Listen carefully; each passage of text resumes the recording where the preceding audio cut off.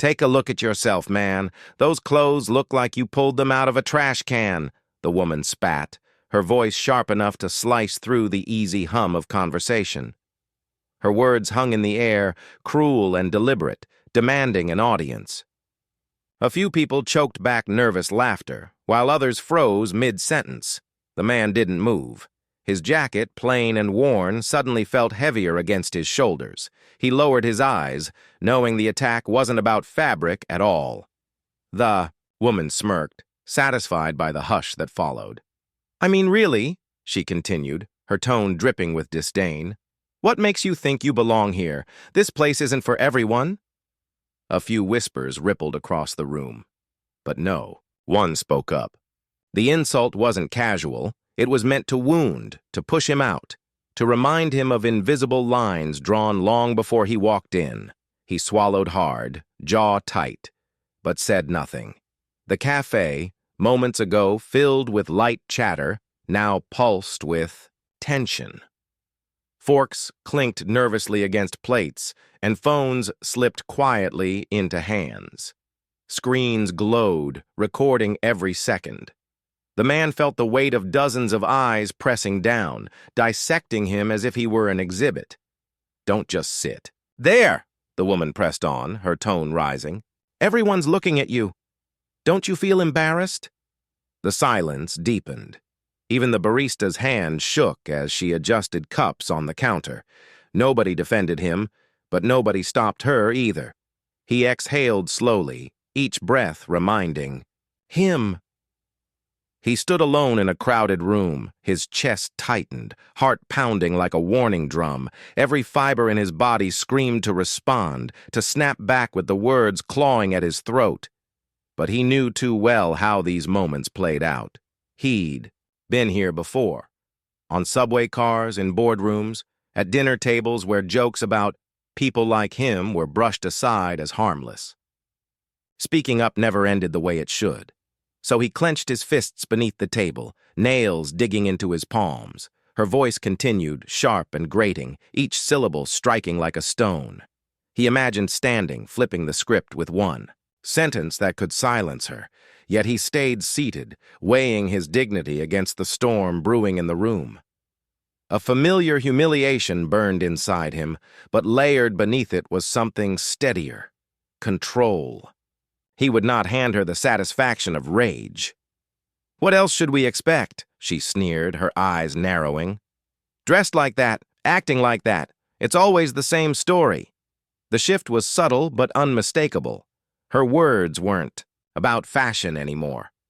They struck deeper, into territory he knew all too well. A murmur rippled through the cafe, some gasping softly, others exchanging complicit glances. She leaned forward, savoring the attention. People like you don't usually sit here. You're out of place, bringing everything down. The man's jaw flexed, but his lips stayed sealed. He'd heard these coded assaults before, disguised as observations, cloaked in false superiority. They weren't questions, they were statements of exclusion. Her laughter followed, brittle and mean. What's wrong? Cat got your tongue? The barista's eyes flicked nervously toward him, but her silence matched the crowd's. No shield, no interruption, only the echo of casual cruelty allowed to grow louder. Around him, the audience revealed themselves. A young man smirked into his phone, capturing the moment. A woman at the corner table shook her head but kept her gaze down. A couple whispered, torn between discomfort and amusement. Not one voice rose to challenge her. The silence spoke louder. Then her insults. Every averted gaze became another weapon, every recording another reminder that his pain was entertainment. He felt their choice, to spectate instead of stand with him. Finally, he lifted his head. His gaze met hers, steady and unreadable. For the first time, her smirk faltered. No words passed between them, but in that silent exchange, something shifted. He would not remain invisible, and she had no idea what was about to come.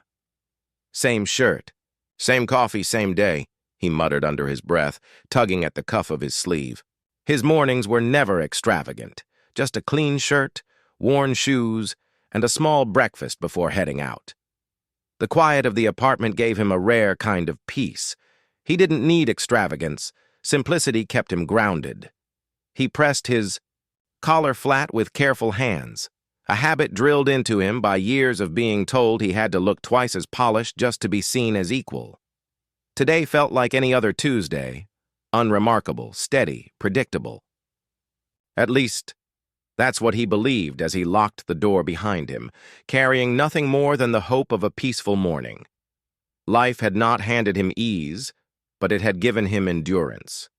He learned to carry disappointment without complaint, to transform pain into patience. Growing up, he had seen doors close before they were even knocked upon. Opportunities vanish with a glance that said he wasn't the right fit. But struggle didn't make him bitter. It made him resilient. His father used to tell him, "Strength isn't in how loud you shout, son. It's in how long you can stand when the world tries to push you down." Those words became his compass. He carried himself with a dignity that couldn't be purchased, a quiet confidence that didn't need announcing.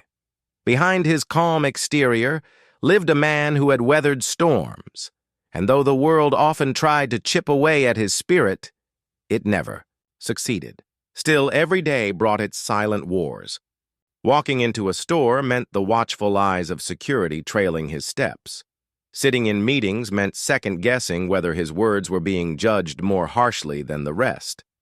Even the smallest gestures, like holding a door or asking for help, could be met with suspicion, as though kindness from him needed questioning.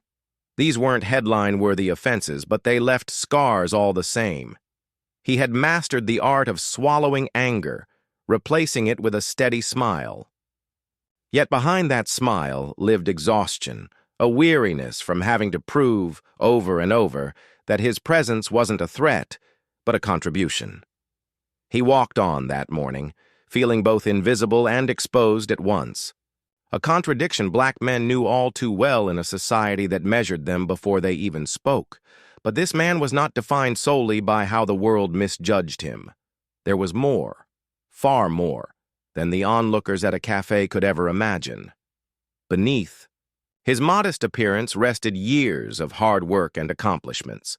He had built a life with integrity, earned respect in places where many doubted him, and carried wisdom that came only from surviving storms others couldn't see. He wasn't just another face in the crowd. He was a man whose story carried weight, whose presence demanded acknowledgement, even if no one in that cafe knew it yet. He almost didn't step inside. His usual route took him elsewhere, a familiar spot where he knew the barista by name. But something tugged at him this morning, a small impulse to try somewhere new. "Why not?" he murmured, glancing at the cafe's glass door. He didn't know that this tiny decision, so casual and forgettable in the moment, would shift everything. One cup of coffee, one unfamiliar room, and one cruel voice waiting to ignite a storm he hadn't planned for. "Excuse me, can someone hurry this up?" The sharp demand sliced through the cafe's easy chatter, drawing startled glances. She wasn't merely asking, she was announcing herself. The woman carried herself with the kind of entitlement that filled the room before her words did. Her tone dripped with the certainty that she mattered more, that the world ought to move quicker for her convenience. The barista stiffened, fumbling with the register, while the man at the counter remained steady, choosing silence over reaction. She noticed him immediately, her eyes narrowing, a smirk tugging at her lips. She tapped her manicured nails against the counter with exaggerated impatience. "Some of us don't have all day," she said loudly, ensuring everyone within earshot understood her discontent. Entitlement wasn't whispered here. It strutted boldly, daring anyone to challenge it. And all at once, the atmosphere in the cafe shifted. "Did he just cut in line?" she muttered, but her voice carried, landing like tiny darts. A few heads turned toward the man, scanning him as if his very presence required investigation. She leaned closer to the barista, pretending to whisper, though her mockery was meant for everyone to hear. "Guess some people think rules don't apply to them." Must be nice. Her eyes traveled deliberately to his clothes. Simple, neat, but not expensive. She chuckled under her breath. Could have dressed for the occasion, don't you think? She said, her words sharp enough to sting. The barista gave a nervous smile, unsure whether to respond, while the man stood rooted, jaw tight, but expression calm. Her performance continued with sighs and rolled eyes, subtle enough to feign innocence but loud enough to paint him as an intruder. Every muttered comment wasn't just about him. It was designed to remind him of where she thought he belonged, and, though she hadn't raised her voice yet, the damage was already spreading, each remark fueling the silent narrative that he was out of place. The cafe wasn't silent anymore. It was divided. A young man in the corner smirked at her remarks, nodding slightly as if agreeing with her unspoken accusations. Two women at a nearby table exchanged glances, uncomfortable but unwilling to speak up. Others kept their eyes glued to their phones, pretending not to hear, though the tension in their shoulders betrayed them. The barista avoided eye contact, with the protagonist focusing too hard on the screen, while a man near the back quietly raised his phone, recording. Silence could have been neutral, but here it wasn't. Each unspoken choice, to smirk, to look away, to record instead of intervene, added weight to her cruelty. The man stood alone, not because he lacked presence, but because, too, many chose convenience over courage, and in that stillness her power grew. He didn't flinch. His hands rested loosely at his sides, but inside, a storm raged. Every word she spat pressed against his patience, daring him to snap. But he had been. Here before, too many times.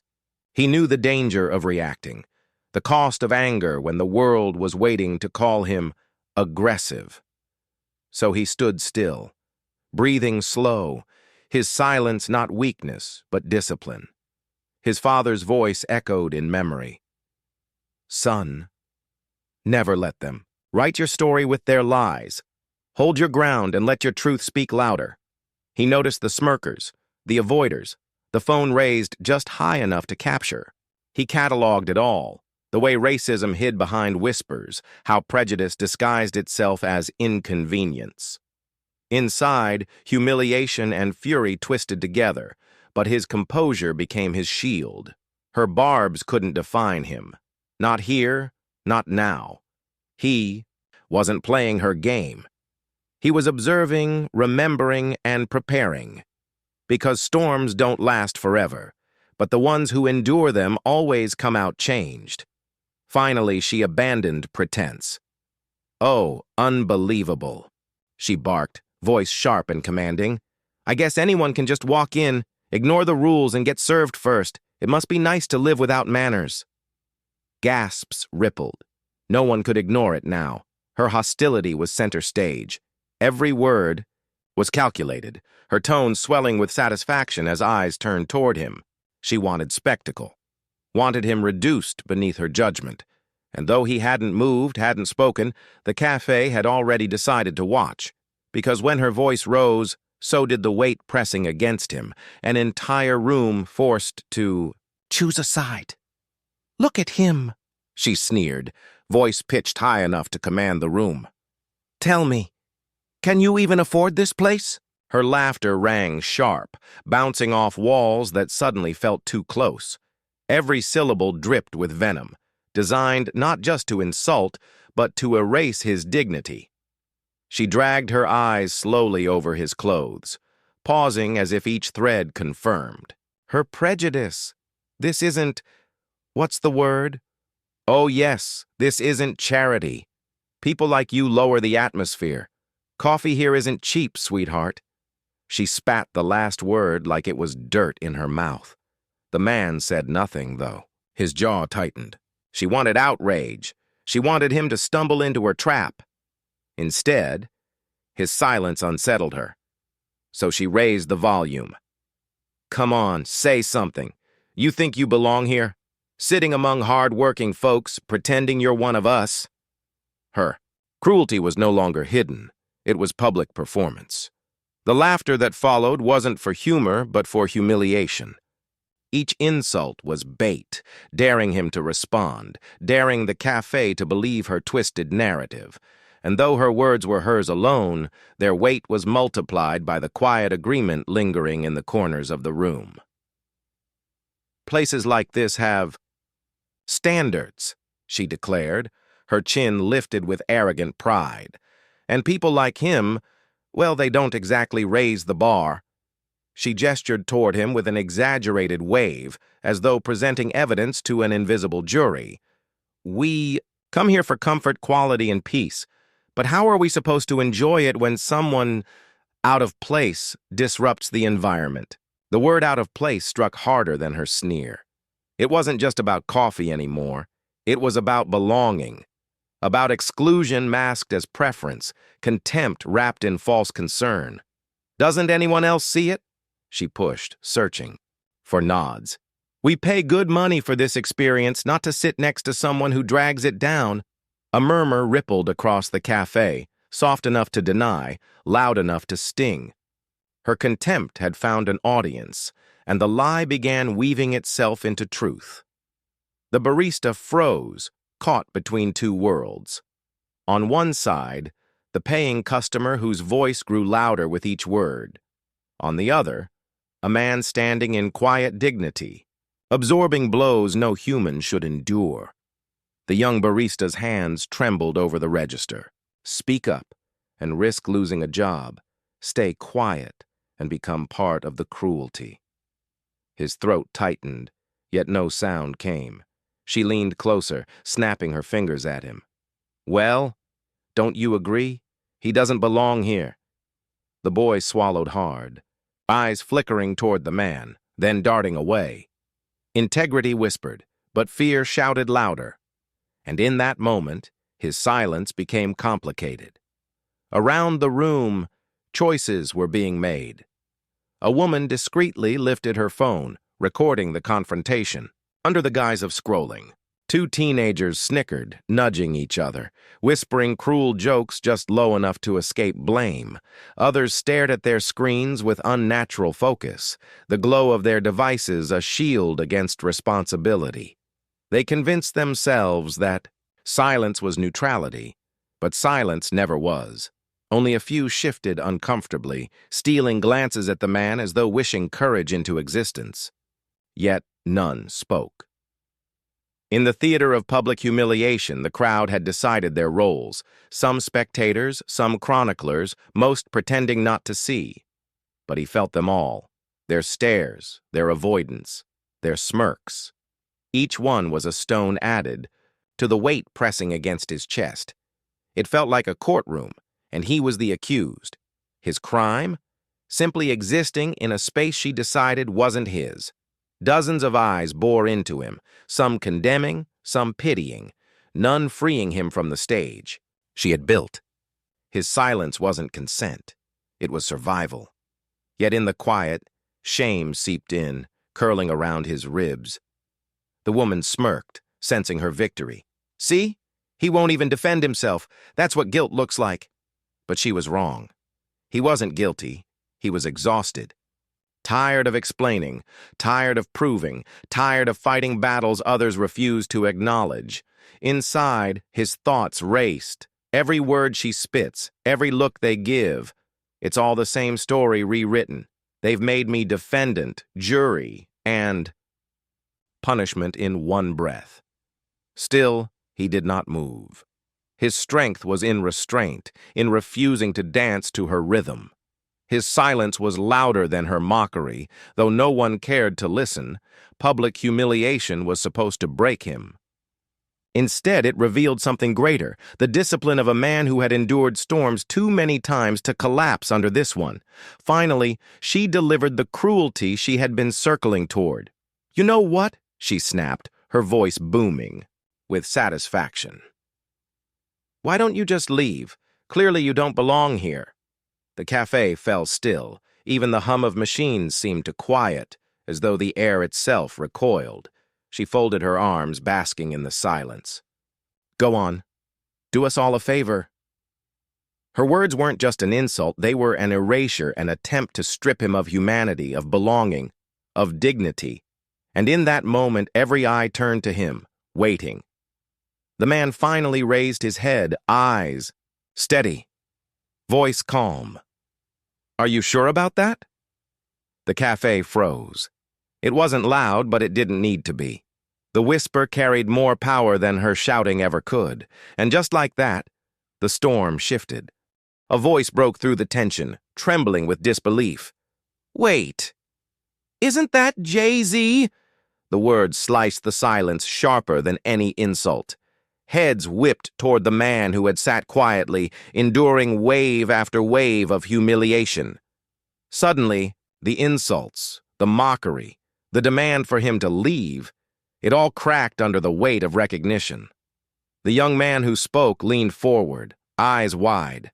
"No, seriously, that's him. That's Jay-Z." A ripple of confusion rolled through the Café. The same crowd that had judged him seconds earlier now squinted, searching for the truth behind his calm demeanor and unassuming clothes. The woman who mocked him stiffened, blinking rapidly. "What? No, that's impossible." Her voice shook, but the conviction she had flaunted moments ago was unraveling.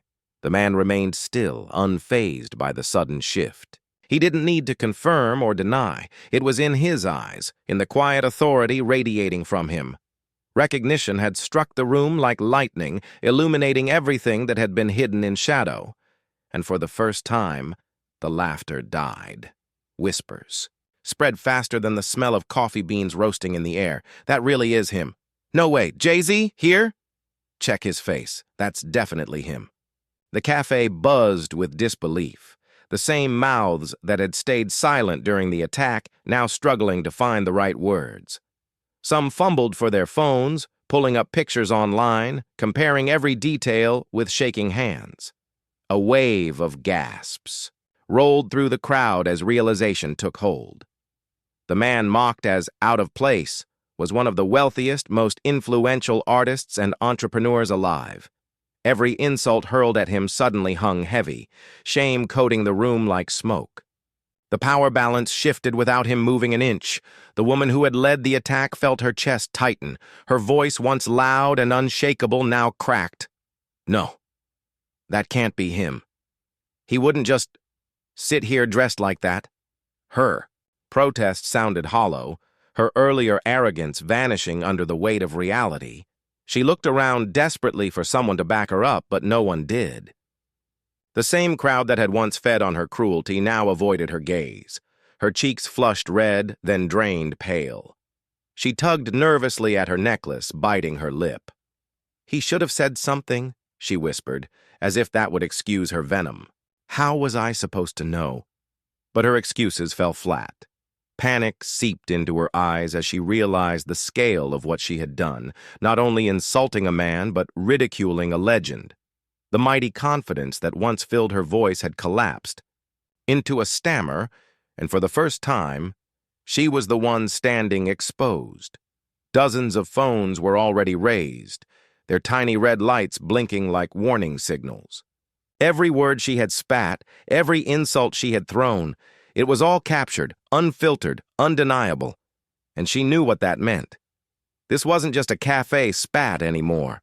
By morning, her cruelty would live online forever, dissected and shared across millions of screens. Hashtags of racism, discrimination, and public humiliation would attach to her name whether she liked it or not. The irony crushed her. The very performance she staged for attention was about to become her downfall. She reached out as if to stop someone recording, but it was useless. The damage was already sealed in digital memory. Her fear grew with every click. The silence of the bystanders finally cracked. "Sir, I'm so sorry about earlier. Can I get you anything? On the house? I always respected your work. Truly." Voices now scrambled to realign, dripping with desperate admiration. The same people who turned away minutes ago now leaned forward, eager to claim loyalty. Their sudden respect wasn't born of conscience. It was born of recognition. The hypocrisy stung. The man noticed it, every word of apology, every false smile. The crowd had awakened, but only because his worth had been revealed. Finally, he spoke. His tone wasn't loud, but it carried a gravity that silenced the entire cafe. "Funny," he said, eyes steady, voice deliberate. "How respect depends on what you think someone's worth." The line landed heavier than any outburst could have. It wasn't rage, it was truth. A truth that cut through the hypocrisy, through the fear, through every excuse the crowd wanted to offer. And in that quiet, they all felt it. The weight of their silence, their judgment, their sudden reversal.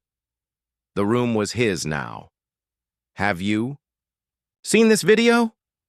By nightfall, clips of the confrontation exploded across every platform. Millions of viewers watched the arrogant insults, the mockery, the entitled demand for him to leave, followed by the stunned recognition of who he truly was. Comment sections raged with fury. "This is racism in plain sight." Proof of how people treat others based on appearance. Outrage poured in from celebrities, activists, and ordinary people who knew the pain of discrimination firsthand. The woman who once commanded the cafe was now infamous, her face shared worldwide as a symbol of unchecked prejudice. The court of public opinion had spoken, and its verdict was brutal. The internet had turned her cruelty into her downfall. By morning, the cafe's official account issued a carefully crafted statement. "We deeply regret the incident captured on video. The views expressed by the customer do not reflect our values. We are committed to training our staff on inclusivity and ensuring all patrons feel respected." It was less apology, more damage control. Still, they knew silence would destroy them faster than backlash. Their brand had become entangled in a viral storm, and the only escape was to shift blame entirely onto her. Through it all, he never raised his voice. He stood, nodded to the stunned barista, and walked toward the door with quiet strength. No dramatic exit, no triumphant speech, just composure. That silence carried more weight than any outburst ever could. His dignity became the answer, his calmness a lesson. He didn't need to prove anything. The world had already seen enough. The cafe shrank behind him, but the conversation it sparked was only just beginning. Across dinner tables, classrooms, and news panels, the video fueled a larger debate. Why does respect arrive only after power is revealed? Why are people dismissed until wealth, fame, or influence forces acknowledgement? It wasn't about one cafe or one woman. It was about the countless moments that never went viral. Systemic racism, hidden bias, and conditional respect had been dragged into the spotlight, demanding answers. The confrontation had ended, but the dialogue had only grown louder, and as the story circled the globe, one truth lingered. Sometimes, the world only listens when power wears a familiar face. The line echoed everywhere, leaving people to confront the silence they had once excused. Now imagine for a moment. You're sitting in that cafe. You hear the insults. You see the silence. You feel the tension. What would you have done? Would you speak up, or would you stay quiet like so many others? And here's the real question. Do we only respect people once we know their name, their fame, their wealth? Or should dignity and humanity be enough from the very start? Share your thoughts below. Your voice matters here. Comment, like, and subscribe so these powerful stories about racism, respect, and recognition reach even more people. Let's keep the conversation alive together.